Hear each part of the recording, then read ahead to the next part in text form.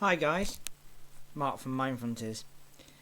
I'm gonna have a very serious discussion this morning, and it's quite shocking. So this morning I looked at a piece of research that's done in my local area, and the local area in the UK is still in lockdown.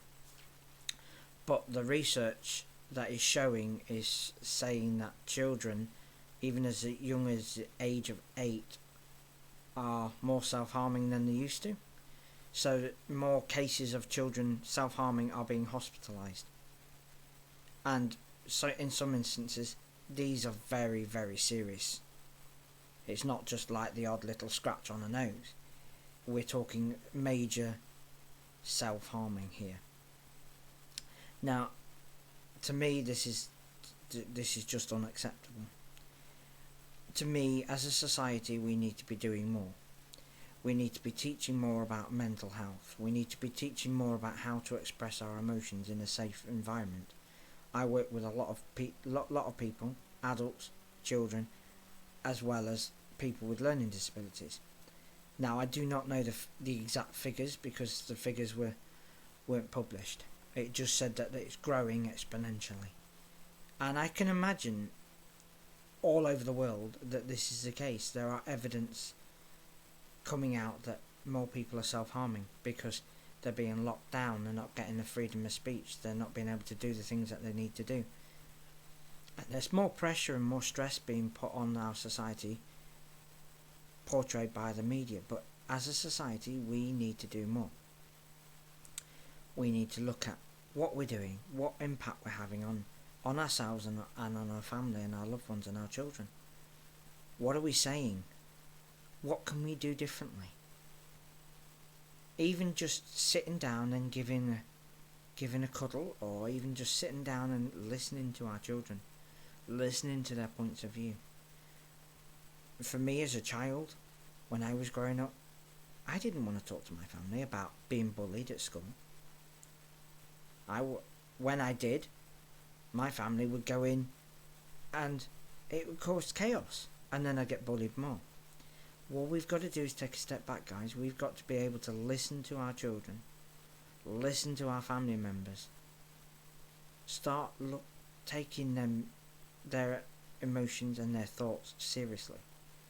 Let them acknowledge and have a safe way of expressing their emotions. So, for example, if with people with autism, they might need a safe space where they can just chill. So we need to start looking at these facts.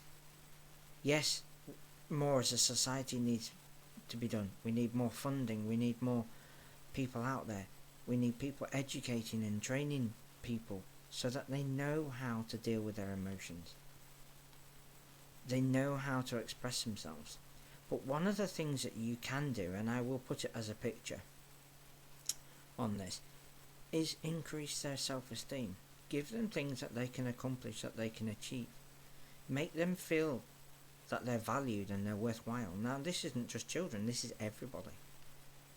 When we make people feel valued and feel worthwhile, we have a better self-esteem. When we have a better self-esteem, we are less likely to be caught under the trucker, so to speak, and then start self-harming. We need to start giving strategies and techniques to people so that they can start learning to actually, okay, this is what I'm feeling. Sometimes children do not even know what they're feeling. So it's good to be able to explore these and look at them so that we can deal with those emotions. But by learning to love ourselves and learning to show and demonstrate love to others, this is what we need to start doing. And this as a society we need to change. We need to start looking at the positives rather than the negative that's portrayed all the time. We need to start bringing it back to ourselves and going, yes, so this is a message I want to send out. This is a message I want to give to my kids. So it's okay to cry, and it's okay to have emotions. It's okay to express ourselves. But we need to be doing more so that those emotions can be dealt with, rather than being ugh, and then it overwhelms us. And then when it becomes to overwhelming us, a lot of people have no other choice. They think there's no other way out. And the idea of self-harming, it gives that little bit of a serotonin release. So for that instant, it feels a bit better. But it's not dealing with the cause. It's only dealing with the symptom. If we start looking at core beliefs, we listen to our children. We start talking to our children honestly and openly. And we use our language that's fit for their age. So there's no point in using strange language that they can't comprehend, because their cognitive brain is still developing.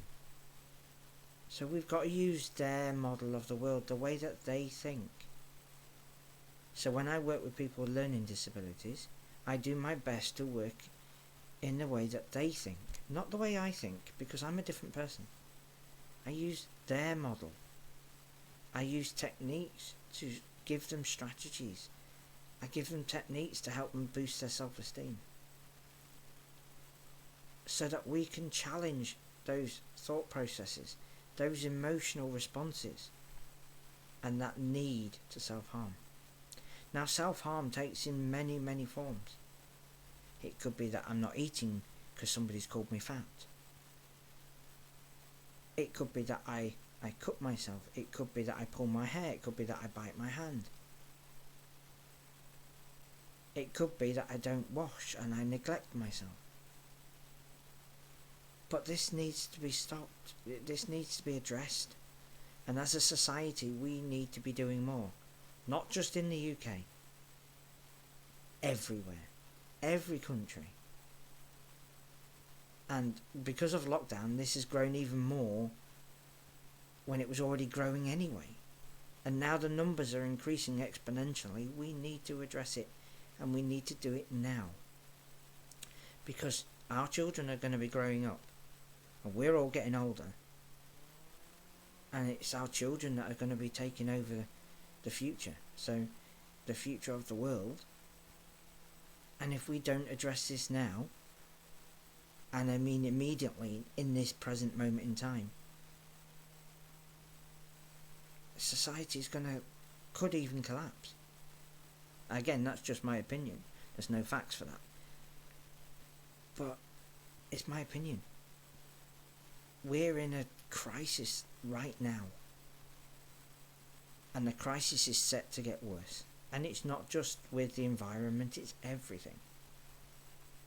We're portrayed and made to believe things by the media, by what we see and what we hear. And everything is doom and gloom and despondency at this minute in time, and we need to start addressing that. Let's look at our own worth, our own value, our own self-esteem. Let's pass that on to our family. Let's pass it on to our children and our loved ones, so that we can learn to be accepting of ourselves, so that we can learn to have our self-esteem and feel we actually do feel good inside. Because when we feel good, we can actually do different things, and we can deal with the negative emotions and use them as learning experiences, and then we can move away from the things like the self-harm. I know this is quite a heavy subject today, but it is vital that we start looking and addressing these issues. Now, in some countries, they teach people how to deal with their emotions in school. That might be a bit difficult with lockdown at the present moment in time. But this is a way forward. We need to start teaching people, young children, at an early age, as long as it's age appropriate, how to deal with their own emotions. Because that's when most of the learning is done throughout our lives. We learn as we're growing up. So be mindful of what you say to your children. Be mindful on how you act and respond to your children. If you're always shouting at your child, then it could lead to that child having mental health issues. So be mindful of that. And if you make a mistake, so you shout at your child, take responsibility. Take a step back and go, okay, well, I was cooking at that minute in time. I shouldn't have shouted at you, but I wanted to keep you safe. And then you can talk about it and say, well, that wasn't the best way of me actually expressing my emotion. I wanted to keep you safe. And in that way, you're educating and training your child how to deal with emotions and things that are effective and things that might not be so effective. And you can work on their self-esteem and going, do you know, I love you.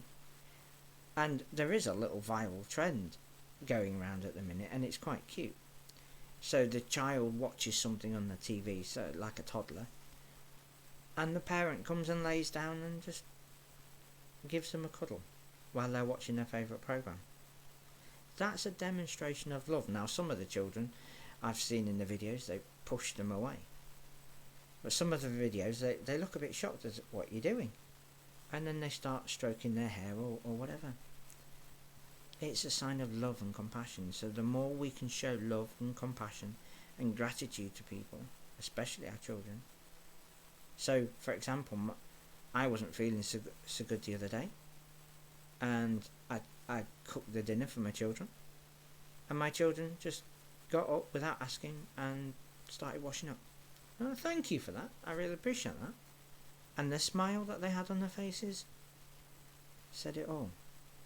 So give back, give love, give appreciation, kindness, so that we can boost self-esteem for ourselves and other people, especially our children.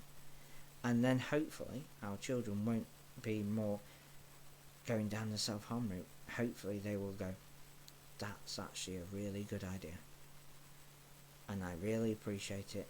And I love you, and then the world can be a happier place and our future can be a brighter place. So it was a bit of a heavy discussion, guys, but thanks for watching.